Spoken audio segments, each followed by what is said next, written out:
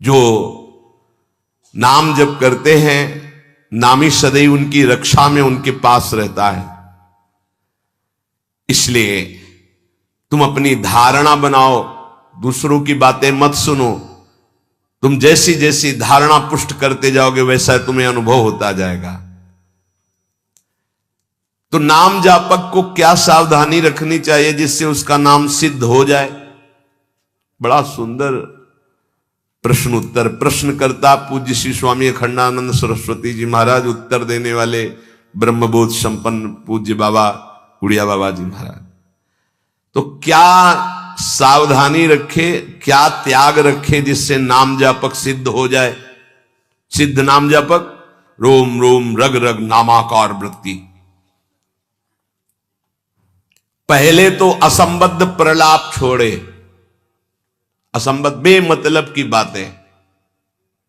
नाम जापक को पहले वाणी को संभालना, क्योंकि इसी से नाम जप होता है। बेमतलब की, ठीक बहुत गंभीर शत भरे मृदु भरे भगवत भाव भरे वचन बोलो, नहीं तो मौन रहो, नाम जप में लगो। असंबद्ध प्रलाप, व्यर्थ प्रलाप, दूसरों की चुगली निंदा की बातें ये जबान में होती रहेंगी तो नाम जप नहीं चलेगा। नाम जापक ध्यान दिए, नाम सिद्ध करना अर्थात निरंतर चलाना है। असंबद्ध प्रलाप, व्यर्थ प्रलाप, दूसरों की चुगली निंदा, क्या अपने को लेना देना? हमको तो सबको भगवत स्वरूप देखना है। किसी की निंदा क्या करनी, किसी की चुगली क्या करना। दूसरा, चोरी, चोरी नहीं, मन और वचन कर्म से भी किसी की चोरी करने की चेष्टा हमारे अंदर नहीं होनी चाहिए। किसी भी तरह होता है मन में, जब प्रलोभन जागृत होता है तो ऐसी चेष्टाएं होने लगती। कदापि नहीं। किसी की कोई वस्तु पड़ी, हमारा अधिकार नहीं, पड़ी रहने दो। बोले हमें मार्ग में मिली, क्यों, तुमने क्यों उठा लिया? वो पुनः मार्ग में लौट के आता, उठा नहीं। बोले कोई उठा ले, तो कोई उठा ले, तुम तो उपासक हो, तुमने क्यों उठा लिया? तुम्हें क्या आवश्यकता है? आवश्यकता होगी हरि तुम्हें देंगे। बोले हरि ने ही तो दी, रास्ते में पड़ी थी। नहीं नहीं, ऐसे नहीं। उपासक को इन बातों पर बहुत ध्यान देना है, वो चोरी मानी जाएगी। आपने क्यों उठाया? आपको चले जाना है, वो पुनः लौट कर आएगा उसको, या जो उठा ले। हमारा कर्तव्य नहीं, हमें न किसी की चोरी करनी है मन से, ना तन से, और ना कोई हमें चेष्टा ऐसी चोरी वाली। हिंसा और व्यभिचार नाम जापक में अगर ये दोष हैं तो बाबा बहुत स्पष्ट कहने वाले महापुरुष, क्योंकि जो ब्रह्मबोध संपन्न भगवत प्राप्त महात्मा होते हैं वो सही औषधि देते हैं। एक बार किसी ने बाबा से पूछा कि बाबा हमारा कल्याण कब होगा? सभा में पूछ, बाबा ने कहा तुम्हारा 7 जन्म में भी कल्याण नहीं होगा। तो उनका ऐसा बाबा क्यों? इसी शब्द का उच्चारण कीजिए, बेविचारी का कल्याण कभी नहीं। बहुत कठोरता से डांटा। और वो जो देख रहे होंगे वो तभी डांट रहे थे, जैसे अपने पुत्र से प्रियता रखती हुई डांट लगाई जाती है, ऐसे महापुरुष डांटते, अपमान नहीं करते। वो अपमान नहीं, वो सुधार, वो शब्द जाएगा और आग पैदा कर देगा और उसको व्यभिचार से उठा देगा, ऊपर उठा देगा। अब आप नाम भी जप कर रहे हो, माला भी चला रहे हो, आप व्यभिचार भी कर रहे हो, नाम जब सिद्ध होगा, माला जब सिद्ध होगा? नहीं। अपने धर्म के अनुसार चले। कोई भी नशा करने वाले को नाम जब सिद्ध नहीं होता। उपासक के जीवन में कोई नशा नहीं होना चाहिए। हमें लगता है भगवत कृपा है, कोई व्यसन, झूठ नाम जापक को नहीं बोलना चाहिए। अब हाथ में माला है, बात करने में हम झूठ बोल दें तो हमारे नाम जप का मतलब क्या रहा? झूठ क्यों बोलते हैं? क्यों डरते हो? क्यों छुपाव कर रहे हो? किस बात के लिए झूठ बोल रहे हो? झूठ को पाप माना ही नहीं जा रहा। कलयुग का प्रभाव देखिए, वो लिखा हुआ है प्रभाव में कि झूठे ही देना, झूठे ही लेना, झूठे ही भोजन, झूठ चबेना। क्यों झूठ बोलो, सही बोलो ना, झूठ बोलने की जरूरत क्या है। जैसे आपसे कोई प्रश्न करे उसका उत्तर सही दे दो, डरो मत, डरने की जरूरत नहीं। और कुछ ऐसा होता है जो सत्य को संभालने के लिए, सत्य को हृदय में रखने के लिए वो जो बोला जाता है वो किसी का अहितकारी नहीं होता। आप कितना भजन करते हैं, आप तो बहुत भजन करते हैं, भजनानंदी है, तो अब हम सत्य को बोल के एक तने इतने मार नहीं, हमसे क्या भजन होता है। गुरु कृपा से जो कुछ होता हो तो होता है, हमें तो नहीं लगता कि हमसे ऐसा कुछ भजन। अब वो झूठ नहीं माना है, अब उतने सत्यवादी नहीं कुछ में वो जरा सा छेड़ा हुआ पूरी दिनचर्या अपनी पूरी उनको बता दी कि हाँ ऐसे ऐसे। सत्य को कभी कभी गुप्त रखने के लिए बाहरी बात है, वो किसी का अहित या मंगल के लिए नहीं, हम अपने अभिमान को पुष्ट करने वाली बात नहीं बोलते, अपने साधन भजन को हम गुप्त रखते हैं। लेकिन हम व्यर्थ के व्यवहार में क्यों झूठ बोले। हमारा स्वरूप पूरा का पूरा कुंज कुटीर है, कुंज कुटीर हित, सहचरी हित, इष्टदेव हित, आचार्य हित। सत्य को कहीं कहीं गुप्त रखने के लिए हमारा भजन, हमारा साधन, हमारी गुरु संगोष्ठी, हमारी प्रेम संगोष्ठी, इनके विषय में सत्यवादी न बन। कभी कभी सत्य को, एक गाय भागती जा रही तो कुछ मारने वाले पीछे पकड़े थे, एक सत्यवादी, तुमने गाय को देखा, उन्होंने कहा हाँ इधर गई, उसको उन्होंने, तो जब शरीर उनका पूरा हुआ तो उनको नरक मिला इस सत्य बोलने के कारण। उस समय रक्षा है, साधन की रक्षा, धर्म की रक्षा, सत्य की रक्षा, प्राण की रक्षा किसी की, वो ऐसे सहज वर्ताव में झूठ, फिर नाम जप कैसे। असंबद्धा प्रलाप, व्यर्थ प्रलाप, चुगली, निंदा, हिंसा, व्यभिचार, नशा, झूठ और गाली। ये प्रार्थना है कि ब्रजवासियों की वाणी पे इस सूत्र को ना देखें, वो भगवत पार्षद है, यहां के पानी का प्रभाव है ऐसा, जैसी पियो पानी वैसे बने वाणी। तो इनका हृदय बड़ा कोमल है, जब तक ब्रजवासियों की टूक अंदर नहीं जाएंगे तो गौर श्याम जोड़ी नेत्रों में झलकेगी नहीं। इनका प्रभाव है, वैराग्य मार्ग के पथिक को इनके टुकड़ों की आशा रखनी चाहिए। इनके टुकड़ों में सामर्थ्य है श्यामल गौर जोड़ी को हृदय में प्रकाशित करने की। तो इनकी वाणियों में न देखे, क्योंकि हम ब्रजवासी हैं, ब्रज में वास कर रहे हैं सब। तो यहां अगर ये कि सत्संग में सुना था कि ब्रजवासी, तो उनके प्रति दोष दृष्टि बन जाएगी। ब्रजवासियों की वाणी में थोड़ी कठोरता हो, हृदय एकदम मक्खन से भी ज्यादा कोमल निर्मल होता है। ये भगवत पार्षद है, ये ठाकुर जी को भी कुछ नहीं समझते। जब अपने स्वरूप में आते हैं तो कहते तुम्हारे 2-4 लाख गौवें ज्यादा होंगी, अगर हमें दांव ना दिया, पीठ में न बैठाला, तो कल से खेल में नहीं आने देंगे। खेल में कौन किसका गुस्सैया, चलो बाहर। तो ठाकुर जी भी कान पकड़ते, हाथ जोड़ते, ये उन्हीं के सखा है। इस रज में मां के गर्भ से प्रकट हुए, ये प्रेम भूमि शिव शनकादि बंदित रज है। तो ब्रजवासियों पर ये दोष दृष्टि न रखे, अपनी वाणी को संभाले, कभी अश्लील शब्द और गाली आदि न बके, नहीं तो भजन सिद्ध होने में बाधा पड़ेगी। जो देहात्म बुद्धि से व्यवहार करता है उसके नाम जप में बाधा पड़ती है। देहात्म बुद्धि, स्त्री पुरुष शरीर का भाव रख करके फिर व्यवहार करोगे तो काम क्रोध आदि की लीलाएं तो हो ही जाएंगी। उपासक को सदैव दैवी संपदावान बनना चाहिए। भगवद स्मरण और सद आचरण, ये 2 असाधन को मिटाने के लिए सर्वसमर्थ साधना है। ध्यान दीजिए, समस्त असाधनों को मिटाने के लिए ये 2 बहुत जोर के हैं। भगवद स्मरण निरंतर, ये निरंतर शब्द बहुत कठिन है।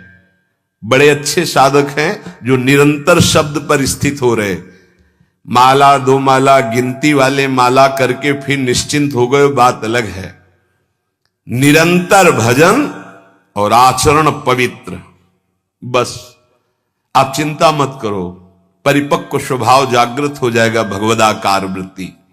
भगवान श्री कृष्ण चंद्र जी अर्जुन जी को उपदेश दे रहे हैं, श्रेयान स्वधर्मो विगुणः परधर्मात् स्वनिष्ठितात् स्वधर्मे निधनम श्रेयः परधर्मो भयावह।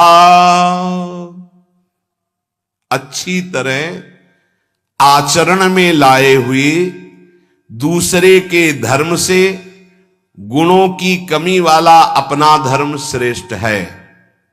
अपने धर्म में तो मरना भी कल्याणकारक है, दूसरे का धर्म भय देने वाला है।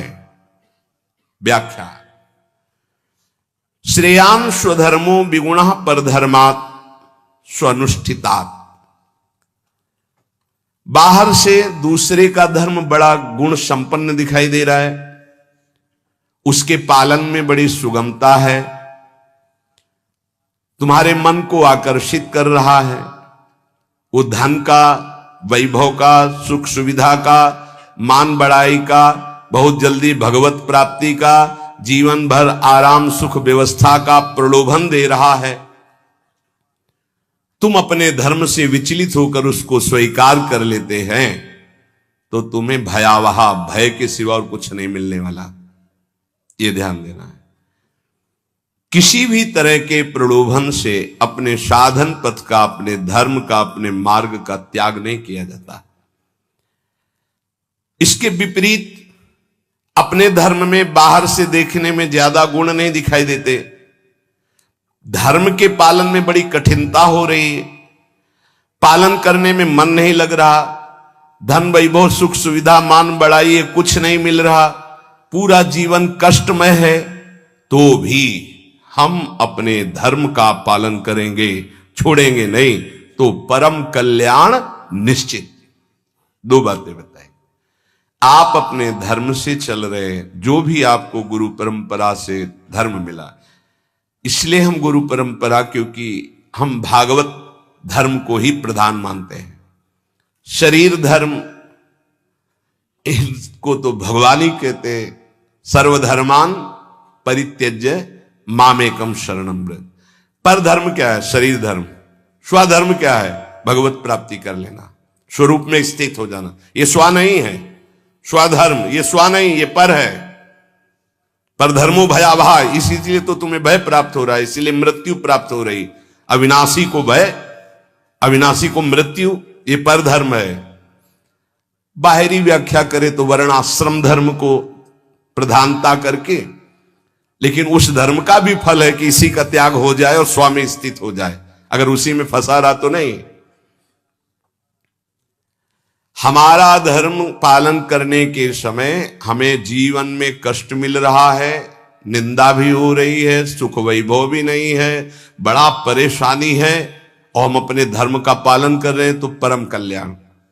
दूसरा हमें प्रलोभन दे रहा है, बाहर से देखने में गुण संपन्न और उस धर्म में बड़ी सुगमता है, पालन करने में बड़ा मन लगता है, धन वैभव सुख सुविधा मान बढ़ाई, ये सब जीवन भर खूब भोग आराम, हम अपने धर्म का त्याग करके उसे स्वीकार कर लिए तो भयावह परिणाम में भय प्राप्त होगा। कई ऐसे प्रलोभनों में धर्म परिवर्तन कर लेते हैं, कई ऐसे प्रलोभनों में अपने साधन का परिवर्तन कर लेते हैं। नहीं, परिणाम में भयावह, भगवान कह रहे परिणाम मंगल में नहीं होगा।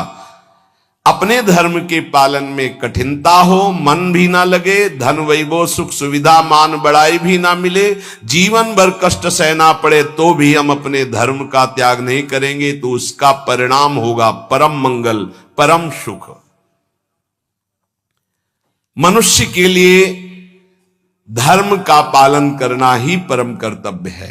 जैसे अर्जुन जी भगवान से कह रहे हैं कि मैं युद्ध नहीं करूंगा, भिक्षा का अन्न पा करके जीवन गुजारा करूंगा। तो अर्जुन जी की छात्र धर्म वृत्ति है और इस समय धर्मयुक्त युद्ध आया है, अब भिक्षा मांगना ये ठीक नहीं, ये पर धर्म हो गया। इस समय स्वधर्म युद्ध है, स्वधर्म का त्याग करके पर धर्म स्वीकार करोगे तो हाथ कुछ नहीं लगेगा, भय। भगवान समझा रहे धर्म या कर्तव्य उसे कहते हैं जो सत्य की तरफ ले जाता है, और सत्य चढ़ाई है। अभी जैसे साधक को वाम मार्ग का प्रलोभन हो तो बड़ा अच्छा लगेगा।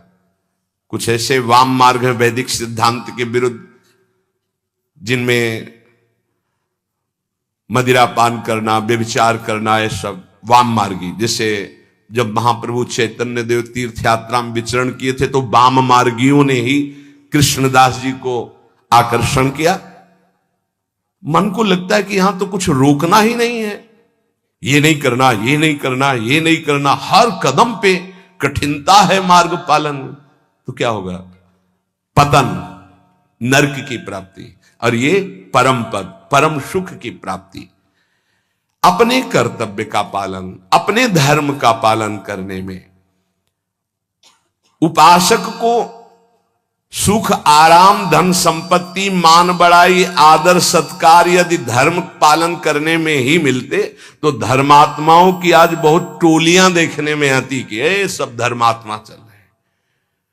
स्वधर्म का पालन करने वाला न सुख को देखता है, न मान बढ़ाई को देखता है, न धन संपत्ति को देखता है, स्वधर्म को देखता है। शास्त्र आज्ञा धर्म पालन के लिए प्रमाण होती कि तुम्हारा धर्म क्या, उसके लिए शास्त्र आज्ञा क्या, उसका पालन करना है। सुख सुविधा, मान बढ़ाई, धन संपत्ति, ये धर्म पालन करने वाले नहीं देखते कि इस धर्म के पालन करने में तो ऐसा ऐसा बड़ी कठिनता है, कोई सुख नहीं मिला। अब हम ये स्वीकार करते हैं और उसमें रुपया पैसा मिल रहा, सुख सुविधाएं, मनमानी भोग आचरण। भगवान सावधान कर रहे हैं। स्वधर्म पालन, कर्तव्य पालन में भारी से भारी कष्ट उठाया जाता है, तब उसकी आध्यात्मिक उन्नति, भागवतिक उन्नति होती है। जो धर्म पालन करता है उसे कष्ट नहीं अनुभव में आता, उसका भारी तप बन जाता है। और तपस्वी पुरुष की आध्यात्मिक और लौकिक दोनों उन्नति बहुत जोर की होती है। कर्तव्य अपने धर्म के पालन के लिए किया जाता है, इसलिए उसको दुख नहीं होता कि हम आपके लिए जो बर्ताव कर रहे हैं अपने धर्म का पालन करने का, अब आप जो बोले, जैसा व्यवहार, हमें उससे लेना देना नहीं, हमें अपने कर्तव्य का पालन करना है।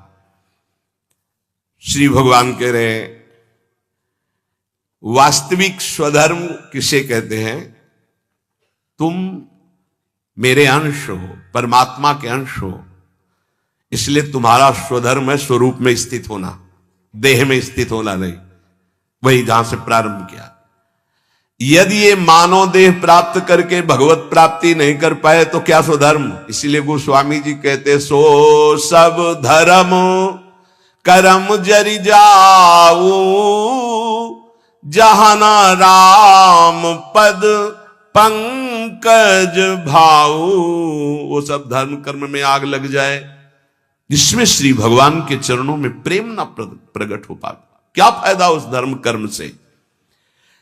अपने को शरीर मान करके जो धर्म किया जाता है, सही माने में उस धर्म का फल है कि स्वरूप में आ जाओ। अगर नहीं आए तो शरीर धर्म का कोई ये नाशवान शरीर में नहीं हूं। हां, इसका पालन करने का फल है कि इससे वैराग्य हो जाए। शरीर के धर्म का पालन करने का फल है कि शरीर से वैराग्य हो जाए, तभी सच्चा फल मिला। राग युक्त शरीरों के धर्म पालन से क्या लाभ मिलेगा? अपने को हम प्रभु का सेवक या जिज्ञासु, यही खास धर्म है, यही सही धर्म है।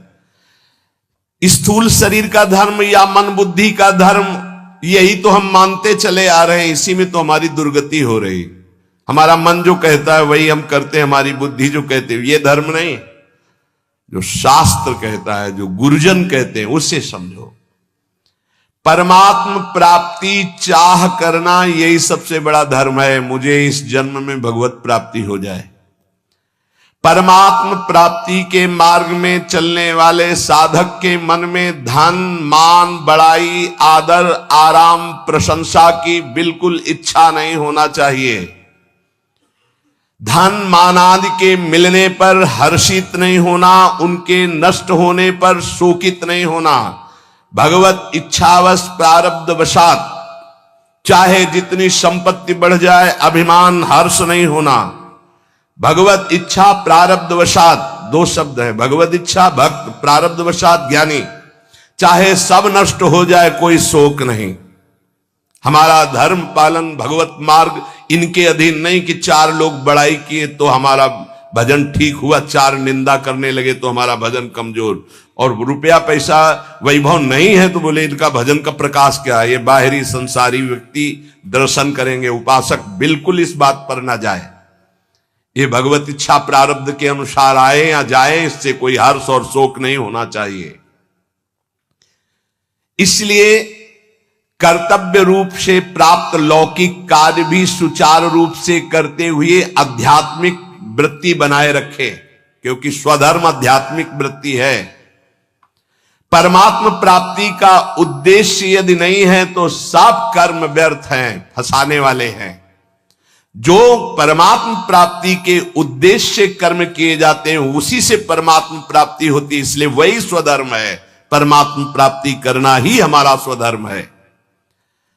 अगर धन प्राप्ति का ध्येय जैसे व्यापारी के हृदय में उत्पन्न होता है तो आराम विश्राम की चिंता ना करके वो धन के प्रति अधिक से अधिक व्यापार बढ़ाता है, अधिक से अधिक समय व्यापार में लगाता है। ऐसे ही उपासक को भगवत प्राप्ति का जब लक्ष्य बना लिया तो अधिक से अधिक समय भजन में, अधिक से अधिक आप नाम जप, अधिक से अधिक कष्ट सहें, जो काम क्रोध लोभ मोह मद मत्सर सर्दी गर्मी इन सब के कष्ट सह करके जैसे व्यापारी अपने धन को बढ़ाता है, ऐसे भगवत प्राप्ति के मार्ग वाला भजन को बढ़ाता है।